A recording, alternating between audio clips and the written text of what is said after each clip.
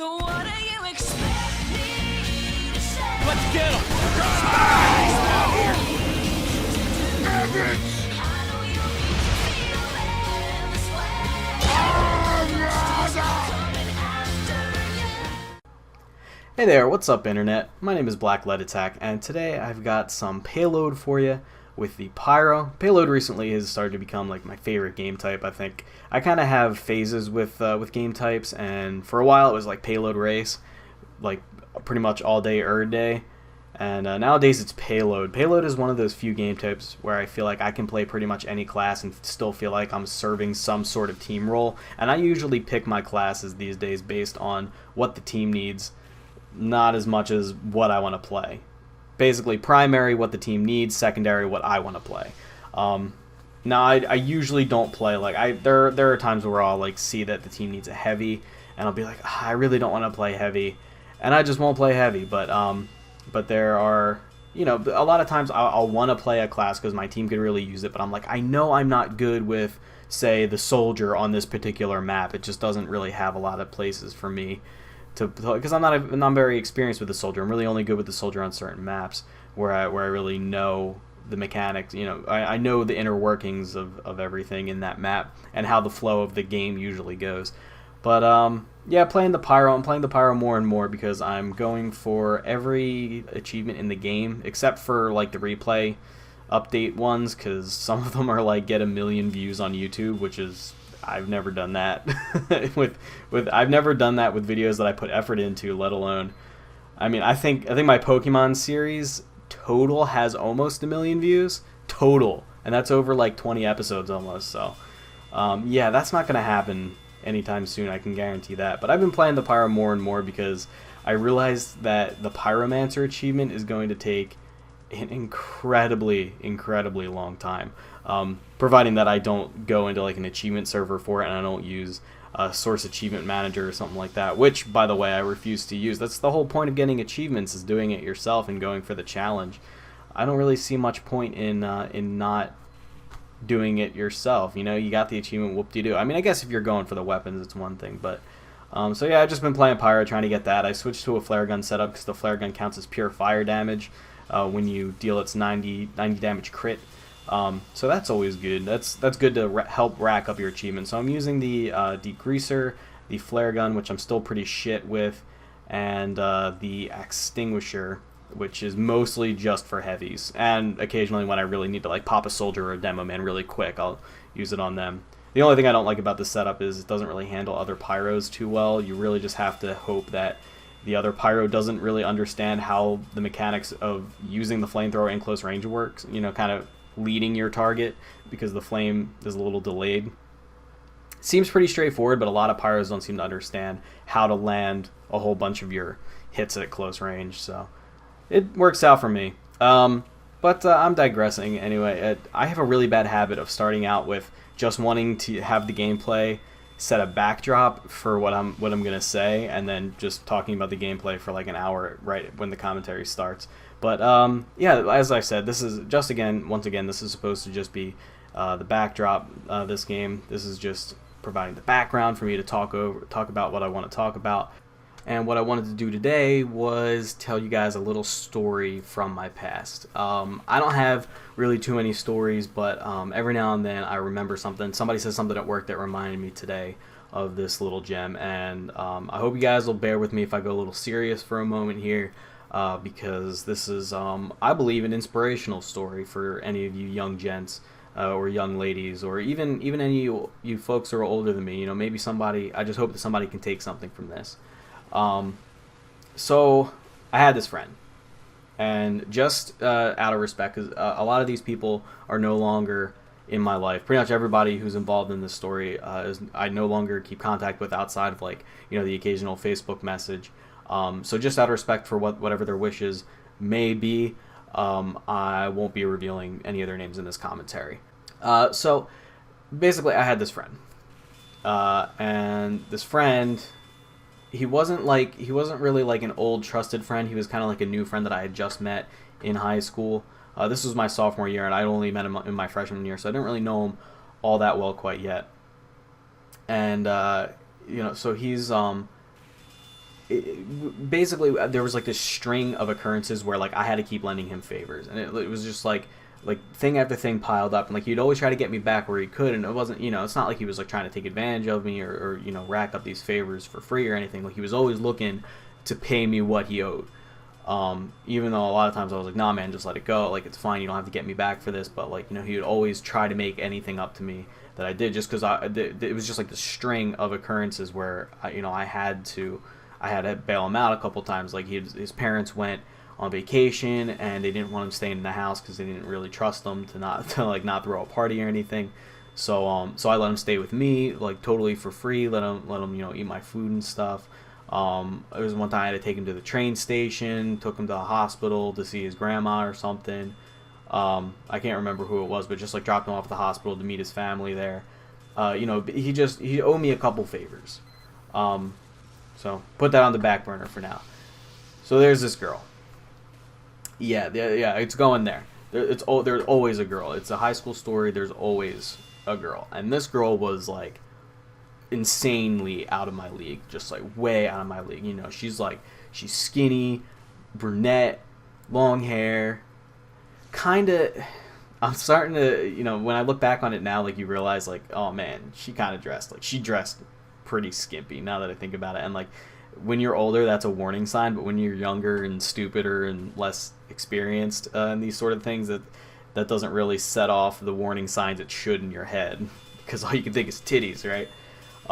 But so skimpy dresser on top of that. But that's not what I was concerned about. That kind of is what I was concerned about, but I thought it was a good thing back then.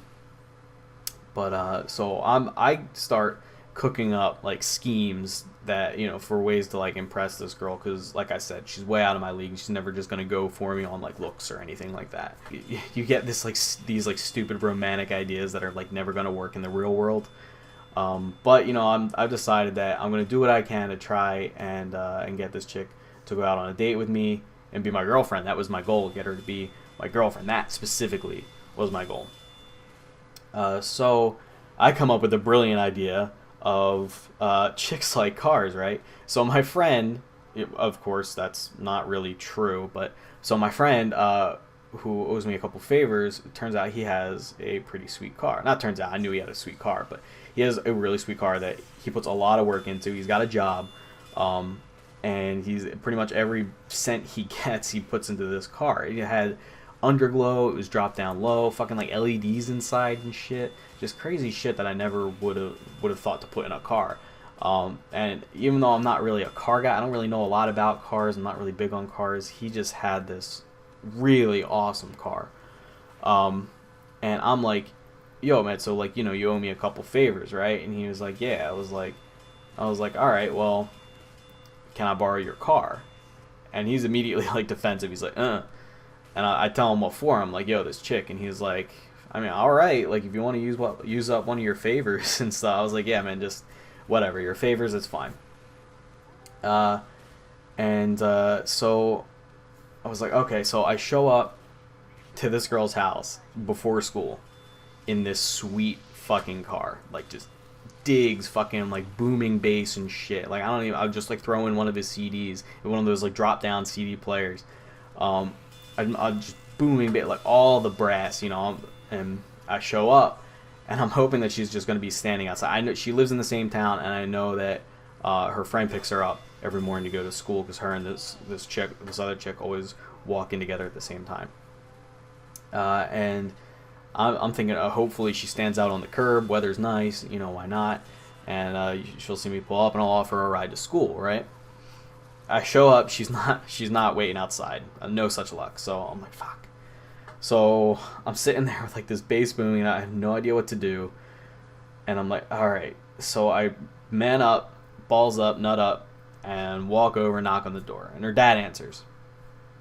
He's a short little dude, but he's cool as fuck.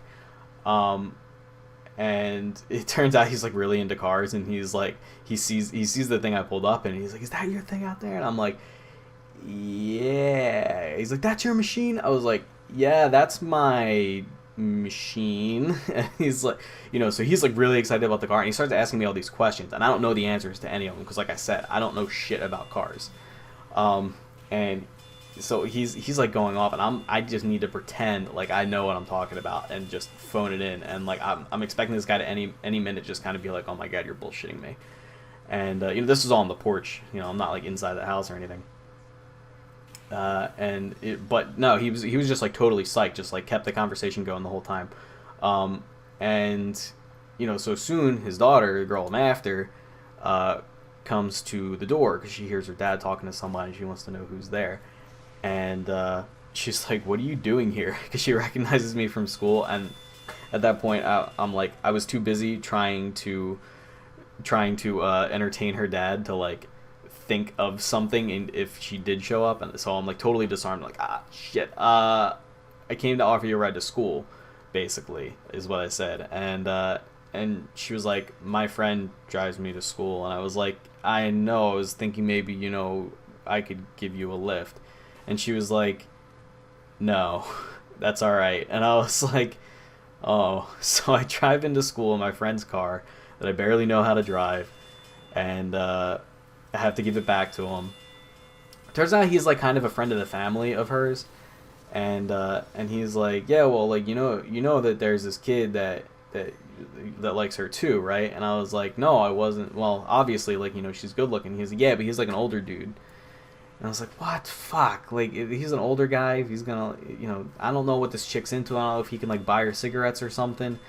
But, like, what the fuck? So it turns out he's this kid. He's a senior in our school. So he's a bit older than us. He's got this, like, ratty-ass goatee. He's, like, this tall, lanky, nasty-looking motherfucker. He's got this ratty-ass facial hair. And I just, like, I can, like, just... So it turns out she's not even into him, and she just views him as more of like a guardian type, and he also knows the family, so like he's just in with her dad, and she fucking hates him, turns out. So that's like situation disarmed. That kid is worth mentioning though, because a couple months ago, after the whole car thing, and this kid is having a party at his house, and I'm like, oh shit, she's probably gonna be there because she's a friend of the family and shit. So I'll go and I can see if I can like one up this kid and look good in comparison, and chances are something might happen, or maybe there's a chance something might happen. So I go there, I go to this party, and she's not there, she doesn't show up. And I'm like at this kid's party that I hate. He doesn't even know who I am, and we're like a bunch of high schoolers drinking. We have no idea what we're doing, and I've had like too much vodka or something, like some kind of like mixed drink, something with vodka in it, and I black out, and I fall in this kid's pool, and almost drown. And it turns out my friend who owes me the favor bailed me out, and the next morning he's like, I pulled your ass out of a pool, right? I was like, what? Did so and so show up? And he's like, no, you're fucking lucky, but I pulled your ass out of a pool. And I was like, well, shit. How many favors do you owe me now then? And he was like, one more. And I was like, all right, one more favor. All right, I can do something with that. Because now I'm like, this kid saved my life. That's, in my opinion, I should not even owe him anything. But he's basically just saying like, yo, let's give this one more shot. So me and him, it's the next morning after the party now, we race back to this kid's house, and we show up, and now she's there.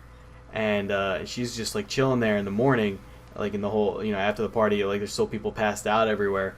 He sees me coming back, and he knows that I've like been around now. And he's like, what the fuck do you want? So I punch the kid in the face and knock him right the fuck out. My friend looks at me and then looks at the girl and is like, yo man, you got one more favor left. And I'm like, Jeannie, I wish for you to be free.